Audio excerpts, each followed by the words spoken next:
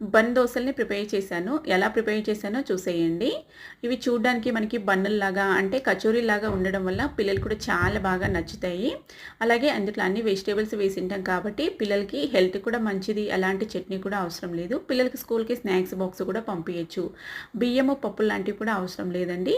Mixing బౌల్‌లోకి 2 కప్పుల సూజీ రవ్వ తీసుకున్నాను. 2 కప్పుల పెరుగు అలాగే 1 కప్పు నీళ్లు కూడా వేసేసుకొని రవ్వ అనేది ఉండలు లేకుండా పెరుగులోకి బాగా మిక్స్ అయ్యేలాగా మిక్స్ చేసేసుకున్నాను.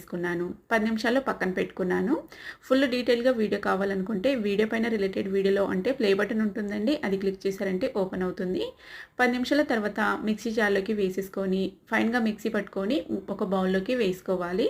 టేస్ట్‌కి సరిపడా సాల్టు, జీలకర్ర, కొత్తిమీర తురుము, ఉల్లిపాయ ముక్కలు, పచ్చిమిర్చి చీలికలు, అలాగే క్యారెట్ ముక్కలు, స్వీట్ కార్న్‌ని కూడా బాయిల్ చేసుకొని వేసుకొని బాగా మిక్స్ చేసుకొని రెసిపీ అయితే ప్రిపేర్ చేసుకోవాలి. నచ్చినట్లయితే లైక్ చేయండి.